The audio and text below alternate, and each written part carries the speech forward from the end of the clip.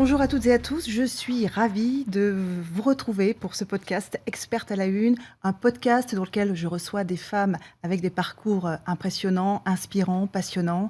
Et aujourd'hui avec moi, Sophie Lavaux. Sophie, bonjour. Bonjour Christelle. Donc Sophie, vous êtes une experte de l'Himalaya. Vous êtes la seule Française, hommes et femmes confondus, qui a gravi les 14 sommets de plus de 8000 mètres dans l'Himalaya. Oui, c'est ça. C'est ça. Est-ce que pour vous, vous êtes une experte de l'Himalaya, vous êtes une himalayiste ou vous êtes une alpiniste? Alors, je suis une alpiniste, mais avec la spécificité de l'Himalaya, c'est-à-dire une himalayiste. Et comme mon terrain de jeu, c'est l'Himalaya, et que j'y passe beaucoup de temps, c'est vrai que je préfère ce terme d'himalayiste à alpiniste.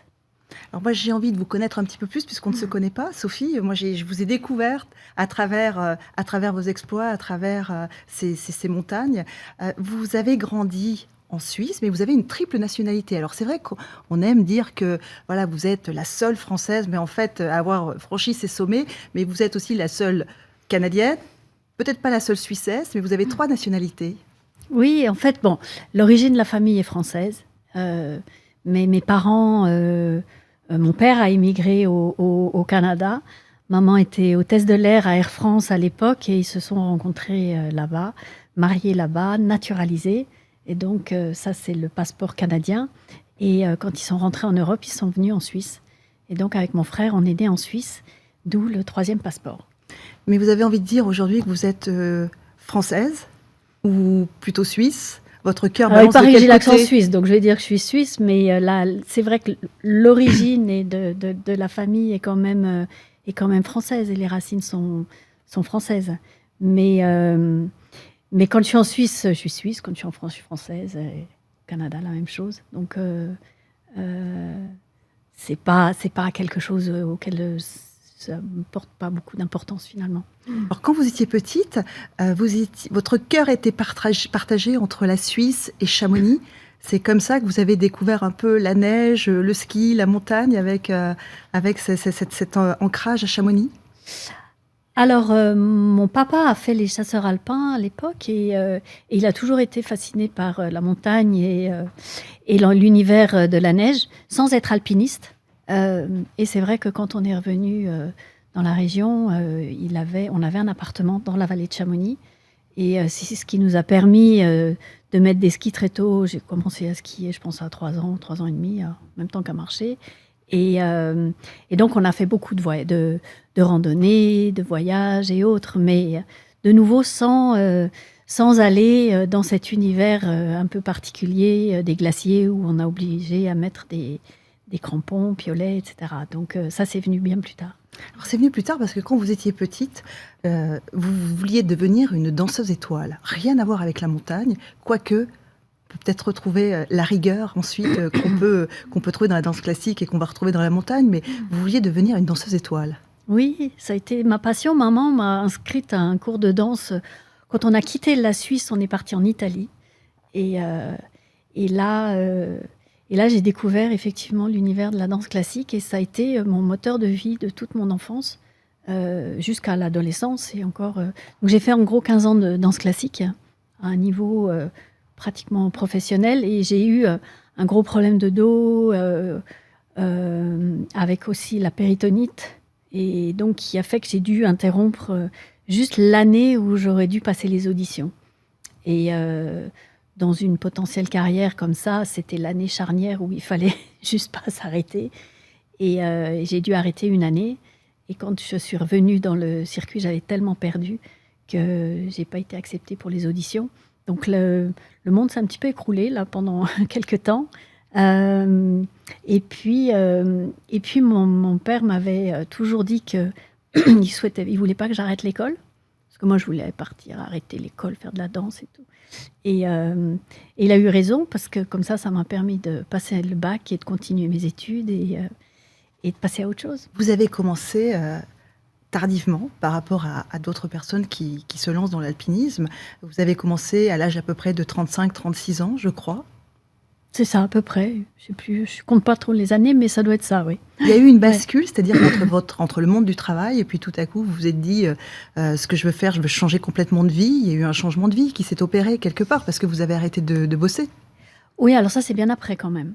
En fait, à l'époque, j'avais un ami qui était malade et qui rêvait de gravir le Mont Blanc. En fait, c'est un peu parti comme ça. Et on s'est fait le pari qu'on arriverait à grimper au sommet de ce Mont Blanc. Et on y est arrivé. Et à partir de là, moi, ça a été vraiment le déclic de ce monde de l'alpinisme. Mais j'ai continué à travailler pendant longtemps.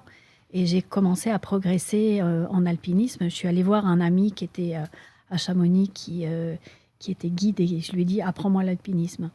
Et à partir de là, j'ai aussi très vite été attirée par aller toujours un petit peu plus haut. J'ai été attirée par l'altitude. Et je trouvais que ça a été intéressant. Et donc, j'ai organisé mes vacances, mes loisirs, à commencer à gravir ces grands sommets. Et c'était des bons prétextes de voyager aussi. Donc, des 4000 des Alpes, j'ai commencé 5000 mètres, c'est passé. 6000 mètres, j'ai réussi. 7000 mètres, c'est passé aussi. Et après, on arrive à la barre fatidique, un peu des 8000. Sauf que quand on travaille, et à ce moment-là, là, on est aux alentours des années 2008, moi, je dirigeais une société d'événementiel dans le secteur de la finance avec mon frère. Ce qu'il faut comprendre, c'est qu'il faut 2 mois pour organiser, pour partir sur une expédition à 8000. Donc, quand on dirige une boîte, c'est juste pas concevable de pouvoir partir 2 mois.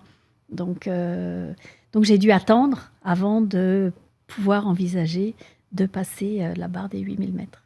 Vous vous souvenez de votre premier Mont Blanc déjà, pour démarrer avec un sommet un peu moins haut, même si c'est le plus haut de France? Alors oui, c'est en 2004 que j'ai fait le Mont Blanc, enfin justement avec cet ami. Et depuis, j'ai été, je ne sais pas combien de fois au sommet du Mont Blanc, en ski, en parapente, à pied, versant différentes faces et autres. Et ça a été dur la première fois, parce que le Mont Blanc, ça reste quand même... C'est dur. C'est de nouveau, c'est des montagnes dont on entend le nom. On va certainement parler de l'Everest à un moment, mais qui sont très très médiatisées, donc finalement qui semblent être banalisées, mais ça reste des montagnes difficiles. Alors pas en commune mesure entre l'Everest et le Mont Blanc, mais la difficulté du Mont Blanc, c'est que déjà c'est presque 5000 mètres, hein, c'est 4810 mètres, donc on est presque à 5000 mètres et on y va en 2 jours. Donc pour le corps, ça reste très très éprouvant. C'est pas difficile techniquement, mais ça reste éprouvant. Vous avez appris la technique? Il faut une technique particulière pour gravir ces sommets? Ah bah oui. Là, on est vraiment dans de la technique d'alpinisme. Il faut savoir grimper et puis surtout, il faut savoir plus que des rudiments, parce que si on s'attaque à des montagnes comme le K2, par exemple, hein, qui est le 2e sommet le plus haut de la Terre et qui est considéré comme une des montagnes les plus dures du monde. Pourquoi? Parce que on combine la technique, la très très haute altitude, hein, c'est 8611 mètres.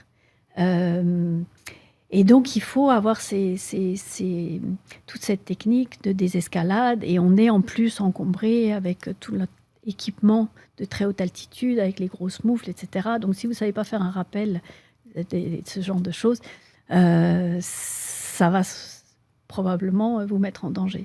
Donc, vous faites ça par étapes. Donc, l'Himalaya, le premier sommet, parce que vous allez gravir ces 14 sommets en 11 ans. Vous attaquez donc en quelle année et vous commencez par quel sommet? Racontez-nous, vous vous souvenez de ce premier 8000? Ah bah oui, bien sûr. On se souvient de tout? On se souvient de tout, je pense. Ah, peut-être pas, mais les grands... Ouais. Dans votre bouquin, là, que vous avez écrit avec François Damilano, je suis impressionnée parce que vous vous souvenez de tout dans le moindre détail. Alors, je crois que vous écrivez quand même au fur et à mesure, chaque jour. Oui, j'ai des carnets, oui. D'ailleurs, ça a été beaucoup de plaisir et de souvenirs qui sont remontés, de retomber, de repartir dans ces carnets de voyage, d'expédition, et aussi l'iconographie, d'aller chercher toutes les photos, de revoir toutes les personnes que j'ai côtoyées tout au long de ces années.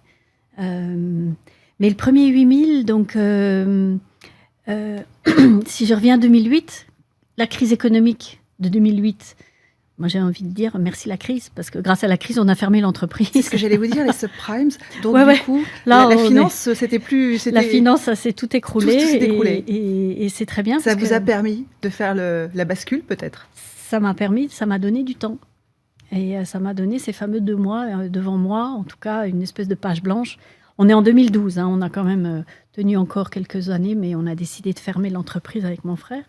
Et voilà, donc c'est en 2012 que je pars sur ma première expédition à 8000 et je suis partie au Tibet. Donc j'ai décidé de commencer par le commencement, donc le plus petit, qui s'appelle le Shishapangma et qui culmine à 8027.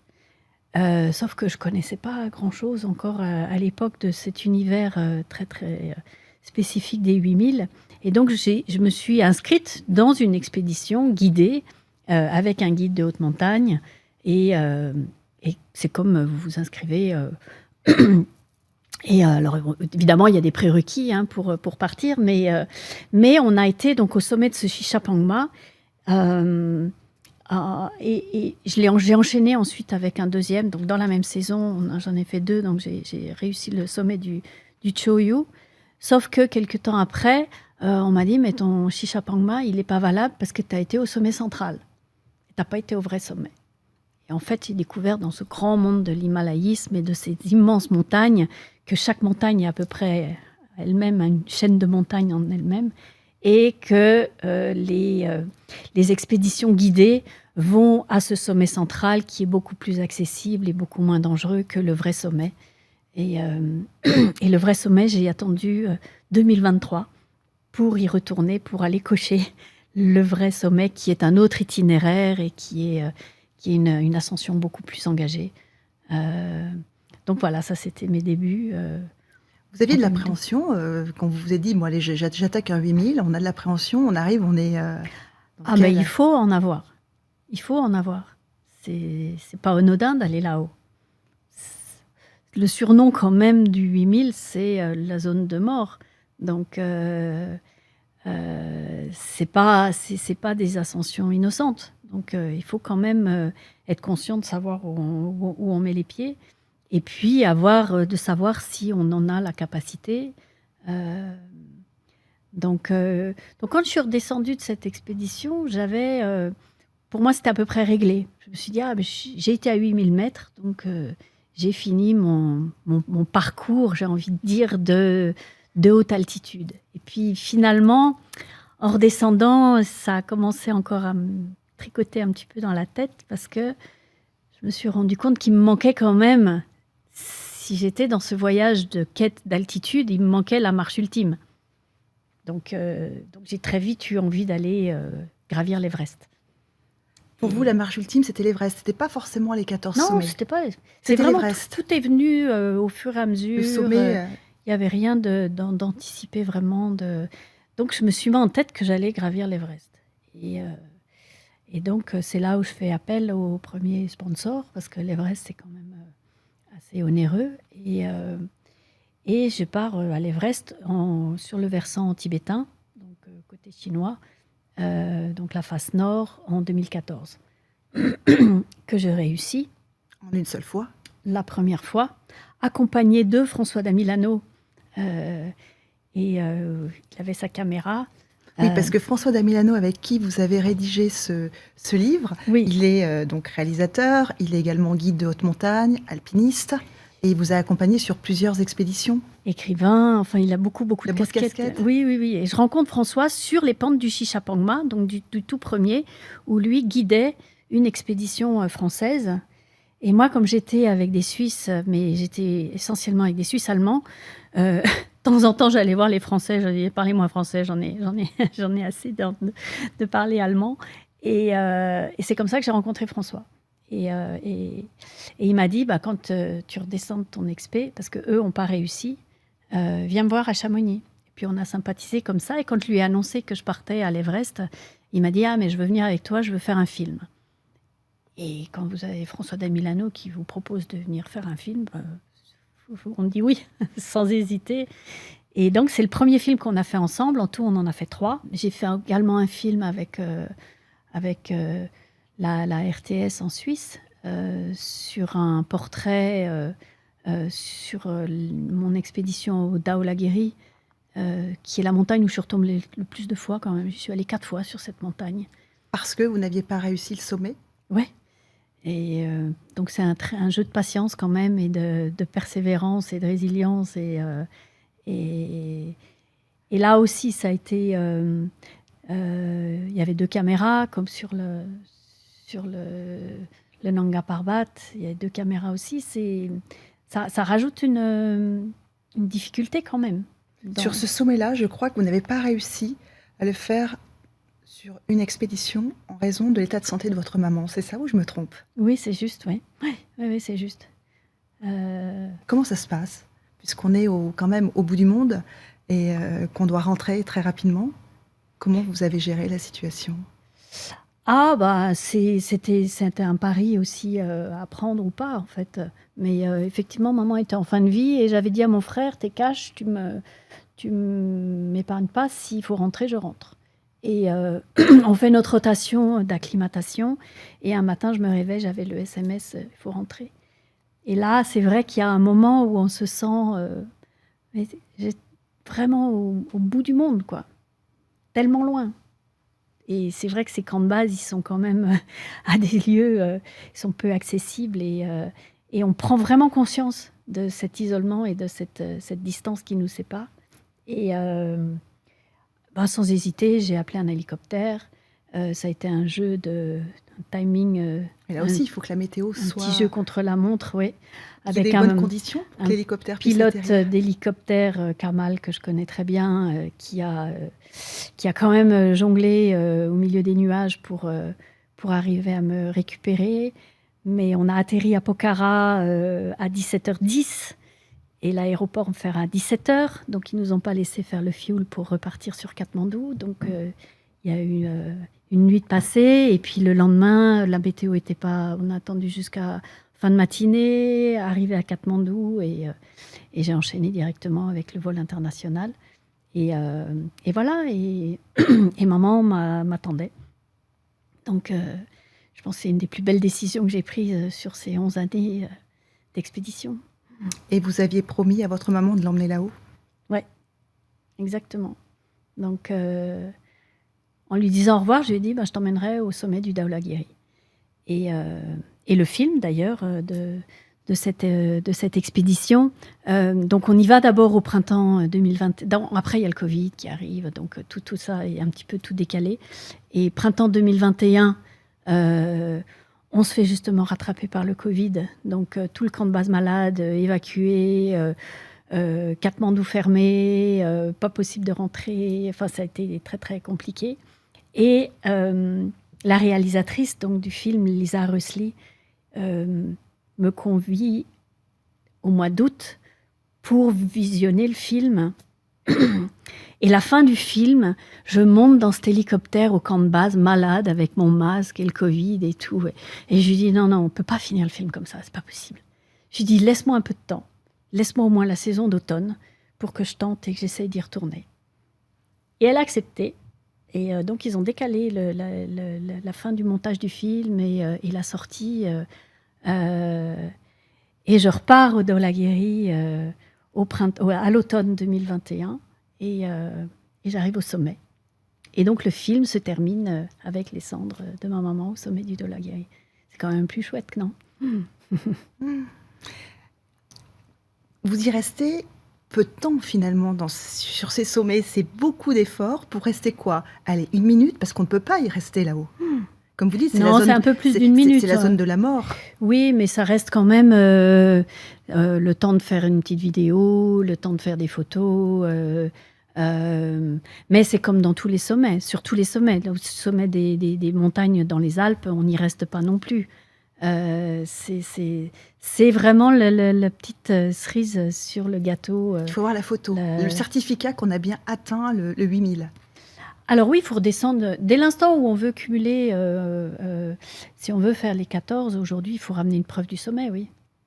Et il y a de la technologie embarquée, des GPS, etc. Donc On envoie. Moi, j'ai une touche qui est préprogrammée sur mon GPS où j'appuie dessus et ça envoie Summit à quelques personnes donc, qui ont le point GPS de la preuve donc, du sommet. Alors, si on a la météo qui est avec nous, on fait un petit 360 et ça permet de confirmer l'endroit.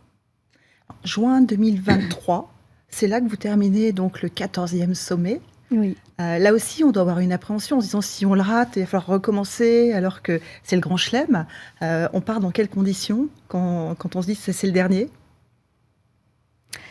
Dans quel état d'esprit? Alors de nouveau, ouais, effectivement, il y a la tension du fait que c'est la dernière XP, il y a ce tournage, c'est un concurrent d'ici qui, qui est le diffuseur, donc il y a une vraie petite tension quand même. Mais, et ça, je pense que c'est une de mes forces, et François l'évoque souvent, j'essaye au maximum de cloisonner. Et je me mets un peu dans une bulle et je me consacre à mon expédition. Et donc, c'est vraiment pareil tout au long de ces années. Mon but n'a pas été de décrocher un record, quel qu'il soit. C'est vraiment quand même une quête personnelle. Et j'ai jamais donné d'échéance, j'ai jamais. Donc, c'est vraiment un sommet après l'autre, et après, on verra. Le Nanga Parbat, je l'appréhendais plus parce que je l'ai tenté en 2022, où j'ai pas réussi. Et c'est une montagne qui est difficile. On l'appelle la montagne tueuse. Oui, un peu comme les autres. Oui, comme le K2. Voilà, c'est des. Mais il y a des vraies raisons quand même. Donc c'est effectivement des montagnes qui sont vraiment rudes. Et donc j'ai été malade en fait en 2022. Avec une grosse intoxication alimentaire, donc qui m'a empêchée d'aller au sommet. Et c'est des créneaux météo qui sont très courts parce qu'on est en plein été, donc les faces se dégradent très vite, c'est dangereux, il y a des chutes de pierres, enfin donc il y a vraiment, si on loupe les fenêtres météo, on passe la saison en fait, en tout cas sur cette montagne. Donc il y a effectivement cette tension, mais je me suis dit, tu l'abordes comme les autres, et puis, on a fait notre acclimatation, j'ai attendu la météo, puis finalement, ça s'est finalement assez bien enchaîné. Et puis voilà, on est arrivé là-haut avec quand même Dawa Sangye Sherpa. Je ne peux pas ne pas évoquer cette grande aventure sans parler de lui, sans parler des équipes, sans parler de tous ces gens qui m'entourent. Parce que, de nouveau, moi, je pars quand même un peu du principe qu'en Himalaya, seul, je vais aller nulle part. Donc c'est quand même la vraie complémentarité des compétences de chacun qui va faire qu'ensemble, on va y arriver. Alors vous avez ce compagnon, mais vous dites aussi que le boss d'une expé, c'est votre météorologue, Yann, qui lui était Chamonix. Absolument. Donc j'aime bien parler justement de changer les rapports de hiérarchie, parce que souvent, comme ça, dans les conférences, quand je m'adresse aux entreprises et autres, on est tellement dans cet univers de leadership. Le leadership, il faut être leader dans tout, pour tout. Et ben moi, j'aime bien parler de followership. Et cet éloge du savoir-suivre. Et le meilleur exemple que je peux donner, c'est effectivement que moi, je ne fais que suivre la prévision météorologique de Yann. C'est lui qui... Quand on est au dernier camp d'altitude, des fois dans une tempête ou autre, sous la tente, avec du vent, il me dit non, mais tu peux partir à minuit parce que le vent va tomber et tu vas avoir le temps d'aller faire le sommet. Donc c'est ce genre de prise de décision et de responsabilité. Et c'est pour ça que je donne cette image en disant que c'est lui le patron, c'est lui qui prend la décision de nous envoyer là-haut. Et évidemment, c'est aussi une concertation avec Sangye, c'est des décisions qui se prennent tous ensemble. Mais ça permet de revaloriser tous ces gens qui m'entourent pendant tous ces grands voyages. Est-ce que vous avez réfléchi, Sophie, pour quelles raisons vous aviez besoin de cette quête d'altitude ? Qu'est-ce qui vous... Je pense Quel est que votre c'est moteur ? la passion de l'alpinisme, finalement. Je pense que, d'abord, chaque expédition est unique. Chaque fois, c'est une nouvelle aventure, c'est des nouveaux compagnons d'aventure. Même si on retourne sur la même montagne, les conditions de neige vont être différentes, l'équipe va être différente. Là, je parle plus des grimpeurs qui m'entourent, avec qui on constitue l'équipe. Les équipes locales, c'est les cuisiniers, tout ça, c'est toujours, c'est en général les mêmes, les Sherpas. Mais voilà, je crois que chaque ascension est unique, donc ça permet de redémarrer une nouvelle aventure.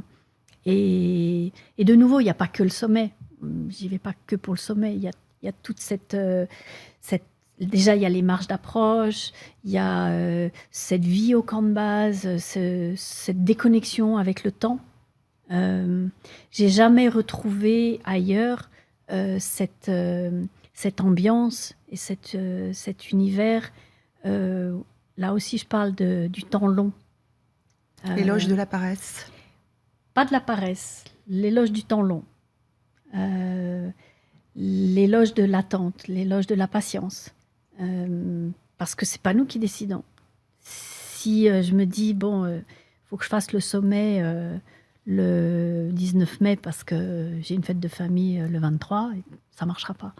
Ça marchera pas. On doit se déconnecter complètement du mode de vie ici où tout est organisé, tout est planifié, tout est chronométré, parce que c'est la météo qui va décider de nos rotations, de quand on va pouvoir partir. Et donc, faut être dans l'acceptation et cette attente. Donc, c'est très, très spécifique à cet univers de la très haute altitude. Qu'est-ce qu'elle vous apprend, la montagne ? Tout ça, toutes ces valeurs. C'est la reconnexion avec la nature aussi, beaucoup. Cet univers, cette beauté, cette stratégie, la stratégie aussi. Il ne faut pas passer à côté non plus. Faut y aller quand il faut y aller. C'est beaucoup de choses. Et puis, j'aime grimper, en fait, tout simplement. Je vais pas chercher quelque chose en particulier là-haut. Tout le monde me dit, mais spirituellement, ou quelque chose, est-ce qu'il y a une quête Non, il n'y a pas. Mais j'aime. Alors, ça arrive quand même régulièrement où on se dit mais qu'est-ce que je fous là, quoi. Il y a quand même des moments où on souffre, c'est rude. Oui, c'est rude. On se couche dans le congélateur pratiquement toutes les nuits, quoi. Alors, vous avez vos 10 doigts. Faut pas se tromper. Ouais, j'ai mes 10 doigts, j'ai mes 10 orteils, j'ai jamais été blessée, j'ai jamais été évacuée, à part pour le Covid. Donc c'est ce qu'on appelle quand même une success story. Quels sont vos modèles, Sophie, en matière d'alpinisme ? Il y en a plein. Je suis très admirative des pionniers, et qui a été l'objet donc des expéditions que j'ai faites cette année, notamment parce que je suis partie. Oui, vous êtes repartie en octobre. Là, oui, je rentre en fait d'un sommet qui s'appelle l'Annapurna 4. Et donc, l'idée de cette année, c'était d'honorer le 75e anniversaire de la première ascension d'un 8000. Donc, Annapurna, premier 8000. En général, on a entendu ça en France, on connaît parce que c'est des Français. Maurice Herzog, Louis Lachenal. Et moi, j'ai une admiration dingue de ces pionniers, quoi. Quand ils partaient, ils ne connaissaient pas les itinéraires. Et moi, je me souviens très, très bien d'être arrivée au pied de l'Annapurna 1. Donc, c'est la seule proéminence de la chaîne des Annapurna qui est au-dessus de 8000, de l'Annapurna 1, et de regarder cette face et de me dire, mais mon Dieu, mais par où on passe ? Tellement ça fait peur. Tellement c'est un espèce de dédale, de sérac, de glacier. Donc, c'est la montagne qui a, en termes d'avalanche et de dangerosité, le ratio le plus important. Donc, et les gars, ils sont partis là-dedans sans savoir où ils allaient, sans connaître où était exactement le sommet, etc. Enfin, et puis pareil, sur toutes ces montagnes, quoi. Ils n'avaient pas de crampons, ils n'avaient pas... Si, ils avaient des crampons. il y avait déjà une vraie culture de l'alpinisme à l'époque. Mais toute cette grande période des années 50-60, où tous les 8000 ont été gravis dans ces 10 années-là, franchement, c'est... Mais les premiers, les premiers. Ils n'avaient aucune idée des effets de l'hypoxie et autres. Et donc, moi, j'avais envie d'honorer cet anniversaire, non pas en répétant ce qui avait été fait, mais en allant tenter de gravir un sommet de la chaîne des Annapurna. Et donc, là, je redescends du l'Annapurna 4 qui est à 7525 mètres. Ça reste quand même très, très haut. Ils ont ouvert les voies, ils en ont découvert. Ils ont découvert d'autres voies aussi, ces pionniers. Oui, alors en fait, les voies historiques sont souvent les voies normales. Donc, c'est les voies d'ascension les plus accessibles. Après, évidemment, il y a plein d'autres voies qui ont été ouvertes sur toutes ces montagnes. Mais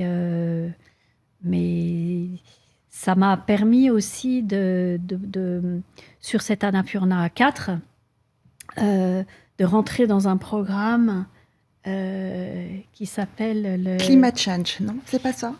Vous avez travaillé pour des chercheurs C'est pas pour des chercheurs, mais ça s'appelle le Glacier Biodiversity Challenge, et qui est donc un programme de sciences participatives où, avec Sangué, on a redescendu des échantillons de glace depuis le sommet pour contribuer à un projet de découverte de la biodiversité dans la glace qui se trouve en très très haute altitude.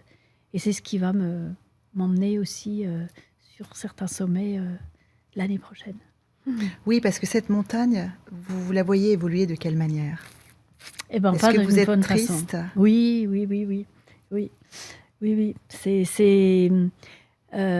Alors l'Himalaya, c'est tellement grand, c'est tellement immense. Si on prend l'exemple du glacier du Baltoro, par exemple, le Baltoro, c'est ce grand glacier qui mène au pied du K2 et du Broad Peak.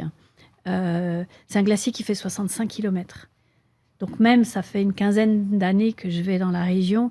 C'est vrai qu'en 15 ans, une telle masse et une telle surface de glace, c'est pas si évident de le voir visuellement, mais les experts le disent, hein, et ça fond. Et c'est juste... Et là, il y a une accélération ces dernières années qui est absolument dramatique. Et donc les glaciers de la vallée de Chamonix, que je vois que depuis que je suis née, c'est aussi dramatique. Donc, alors je ne vais pas devenir glaciologue ni scientifique, mais j'aime bien, et sur toutes mes expéditions, j'y ai associé à un projet solidaire. J'étais notamment ambassadrice pour une grosse ONG qui s'appelle Terre des Hommes en Suisse, pour une société qui s'appelle RECO, qui est des techniques de recherche de victimes d'avalanche, où on a fait des formations avec les Sherpas pour la sensibilisation au risque d'avalanche, etc. J'ai toujours essayé d'associer des projets en marge des expéditions. Et là, ça en fait partie. Et c'est aussi dans un but aussi de communiquer sur cette fonte des glaciers, parce qu'il est urgent de se mobiliser. Il y a trop de monde? Il y a trop de tourisme? Non. Non. Non. Non. Non, non. Ça reste quand même sélectif, la montagne. Ah, carrément, oui. Oui, oui. C'est pas parce que vous mettez des dizaines de milliers de dollars sur une table que ça va vous emmener au sommet. Ça marche pas comme ça. Ça marche pas. C'est pourtant ce qu'on veut essayer de faire croire au travers de beaucoup de choses. Et il faut pas réduire l'Himalaya à la seule montagne de l'Everest. Parce que l'Everest, ça reste une seule montagne. Dans cette grande chaîne de l'Himalaya qui fait plus de 3000 km. C'est comme on parle du Mont Blanc, mais la chaîne des Alpes, c'est aussi très très vaste. Donc l'Himalaya reste, je sais pas, mais probablement, j'ai pas les chiffres complètement en tête, mais j'imagine qu'il y a à peu près 60 ou 70% de l'Himalaya qui est encore vierge, où il y a absolument personne qui a été. Donc non, il y a de la marge. Je ne suis pas en train de dire qu'il n'y a pas de problème sur l'Everest. Il y a un problème de surfréquentation sur les pentes de l'Everest, mais ça reste une montagne parmi toutes ces montagnes. Donc, non, il y a encore de quoi faire. Qu'est-ce qu'il pourrait faire? Parce que l'argent n'arrêtera personne, de toute façon, même le coût d'une expédition, parce que ça revient quand même assez cher de faire une expédition. Vous, quand vous faites une expé, il faut que vous trouviez combien d'argent? C'est très variable d'un sommet à l'autre, vraiment. Mais de nouveau, là, on est dans les excès liées à l'Everest, c'est l'Everest qui va coûter le plus cher. Et là, mais tout ça, ça va dans le bon sens. Le gouvernement népalais, ils sont... Alors oui, c'est une manne financière pour le pays, bien sûr, mais ils sont pas bêtes. Ils ont compris qu'il y avait aussi... il fallait réguler. Alors là, il y a eu une espèce de mini coup d'État là, en septembre. Donc le gouvernement est tombé, mais le gouvernement précédent avait mis une règle qui devait se mettre en place là sur le printemps 2026, où toute personne prétendant à s'inscrire pour l'Everest devait avoir gravi un 7000 mètres. Voilà, c'est une initiative qui est intelligente parce que ça permet aux gens d'aller déjà faire une première expérience sur d'autres montagnes. Mais de nouveau, on parle des exceptions, mais si vous allez sur le camp de base de l'Everest et vous passez dans les différentes équipes d'expédition, la grande majorité des gens sont des alpinistes aguerris, entraînés, qui viennent assouvir leur rêve d'une vie après des années d'entraînement et autres. Et puis, il y a une minorité de gens qui viennent et puis qui pensent qu'ils veulent cocher pour l'Everest pour faire bien dans leur prochain dîner mondain, je ne sais pas quoi. Mais comme les exceptions sont un petit peu toujours zoomées, on a l'impression que c'est ça la réalité, mais c'est pas que ça. Et même Inoxtag, il s'était préparé. Mais oui. Il n'est pas allé sur l'Everest comme ça. Mais non. Il a fait les choses bien. Pendant plusieurs mois. Mais oui, bien sûr. Sophie, j'avais des petits post-it pour terminer, qui sont à l'envers, et je voulais que vous choisissiez et que vous me disiez quelques mots sur ce que vous allez trouver derrière ces petits post-it.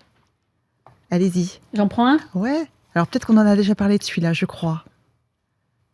Ah oui, ça c'est Dawa Sangay. C'était votre Sherpa. Dawa Sangay. Alors j'aime pas l'expression... Vous n'aimez pas Sherpa.